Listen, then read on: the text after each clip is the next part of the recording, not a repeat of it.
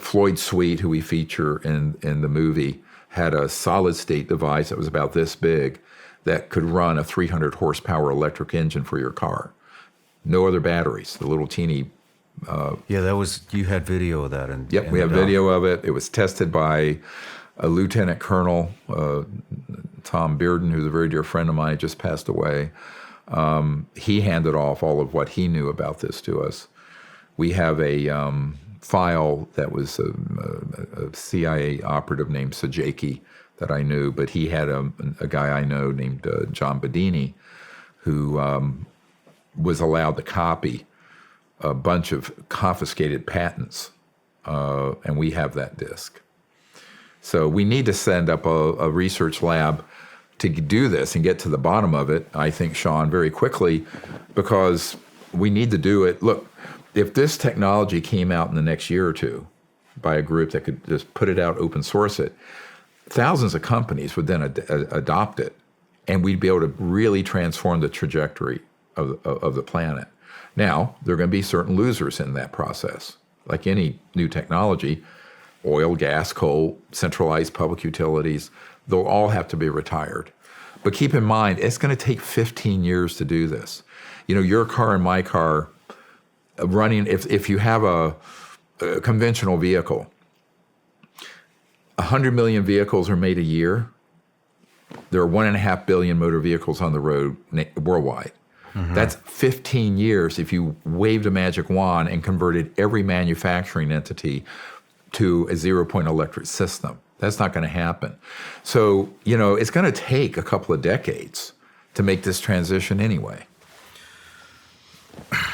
It should have happened 100 years ago. Why do you think so many UFOs spottings are happening around these nuclear sites?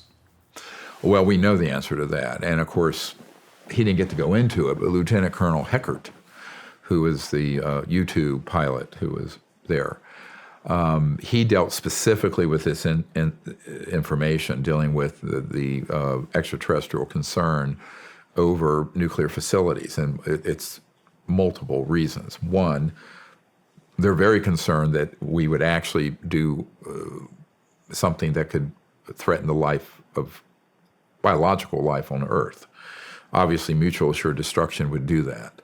And believe it or not, these civilizations are very positively concerned with the human future.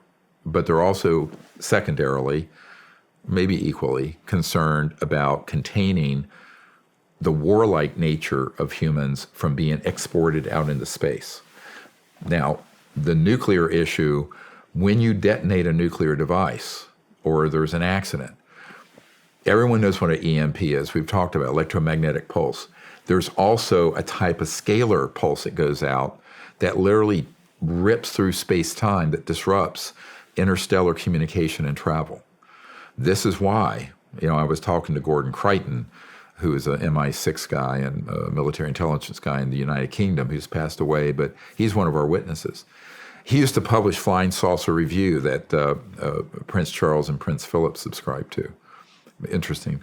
But what he said was basically when we did that, at the first atomic bomb explosion, it actually was like kicking a hornet's nest, because now Edward Teller and Oppenheimer, they didn't know that when one of those things would go off, that it would create this kind of pulse, not electromagnetic pulse, but this other wave that actually goes through the entangled cosmos in a way that is highly disruptive to other civilizations, communications, and travel.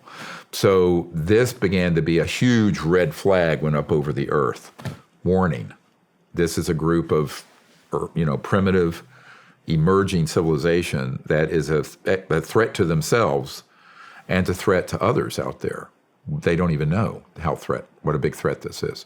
So the whole nuclear issue is what caused the modern era of UFO, ET-related events to take place, because I think they've obviously been watching the Earth and been involved in seeing its development for millennia. There's good evidence for that. I mean, there are cave drawings from 5,000 years ago that have been carbon dated to that age that show a classic disk and with look like ET beings outside of it from France and India and all over. So I don't think it's not as if they didn't know we were here. It's that when we hit that point, and what they really were trying to get Truman and Eisenhower to do, the ETs, were to wind that down and go on a different trajectory, which is what we're recommending now, 60 years later. And that is to pivot to getting rid of this conflict-oriented endless war scenario with these kind of weapons and move towards a peaceful solution to our conflicts, but then begin to adopt these technologies so that human civilization can advance without cannibalizing the earth and killing off the oceans. So I think this is something that we took a pass on. It was a tragic error. The big error happened on here, I'm just be honest with you, pretty much the year I was born, ironically, 1955 to 57. This whole enterprise went sideways. And when Eisenhower subsequently lost control over these deep black operations, that's when he gave the beware the military-industrial complex. I mean, he was very pro-military. He was a general, World War II. And then, of course, that's why also the first director, one of the early directors of CIA, 1947, when the CIA was founded, Admiral Roscoe Hillenkoetter, stated in a letter to the New York Times after Eisenhower gave that speech, and he said, the secrecy around UFOs is a threat to the national security. He didn't say the UFOs were. He said the secrecy around it is a threat to the national security. So when people ask me, are the UFOs a threat to the national security? I said the man-made ones absolutely are. The extraterrestrial ones aren't. But the secrecy around it in its aggregate is a dire threat to world and national security, no question. In the documentary, you talk about some of the UFO technology. The metal is so pure it cannot be replicated. Can you expound on that a little bit? Yeah, so we think, if you're driving a car or flying on a Boeing 737 or whatever, we dig that stuff up, aluminum and metal. We smelt it, refine it, roll it, put it together, rivets, welding, etc. An extraterrestrial vehicle and all its components are not made that way. They are made by creating a sort of an ultrasonic, very high-tech wave that pulls, let's call it the substrate, the elementals that are subatomic, together on, if you can visualize this, like almost like a blueprint in energy, and it materializes it. So it's seamless. Even the parts that are in it, anything that's energy or electronic related, is on a nanomolecular level entwined in it. But this is why it's very hard to study this stuff. I mean, it's not like taking apart a Soviet MiG or something. I know the men who worked on these projects, and I mean, you're dealing with really extraordinary, elegant, beautiful material sciences and matter. And that's why the materials are so pure, because they're not dug up and refined. They're actually assembled from this baseline energy-matter interface in space-time. And make it real for you. There was a captain on a Navy contract vessel back in 62 or 3, and before he died, he contacted me. Great guy. And he had been, they were testing the Atlas rockets for intercontinental ballistic, but these didn't have nukes on them. They were testing the rocket and guidance systems way back. And they had a lot of UFO sightings because the ETs were watching how we were developing and kind of this breakout speed with thermonuclear weapons and intercontinental ballistic, Cold War. And one night, they had an object on radar. It was triangulated. They had it on ship radar. So the captain has this guy say, hey, look, we have this boogie. And then it got confirmed from the command center. And they said, because they were able to do that, unfortunately, they triangulated it, and it was hit with some kind of weapon. This was 63. And it dropped, boom, like a rock right into the South Atlantic Ocean. So he was vectored over to the estimated point of impact and was there to retrieve it. And I have his whole story. And he never wanted to come forward because even when he had to have surgery once, they had an intelligence guy in there when he was under anesthesia to be sure he didn't talk about this. But I have his whole information. So what happened is that when he got to the site, there was about a 6x6 pod, and they pulled it up on the ship.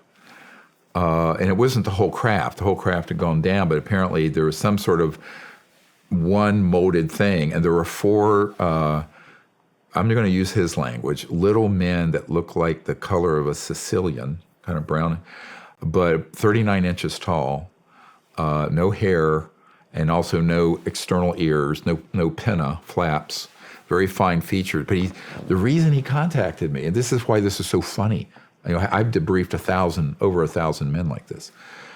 He said, I can't figure out how they got in and out of their uniforms.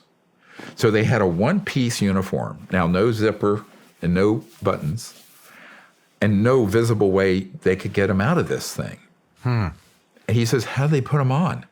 I said, well, they don't need a zipper or a button because they are kind of materialized around them and then dematerialized off using this technology, this very advanced transdimensional physics. And he went, oh my God, I would have never done it. I said, no, I mean, it's how they're doing it.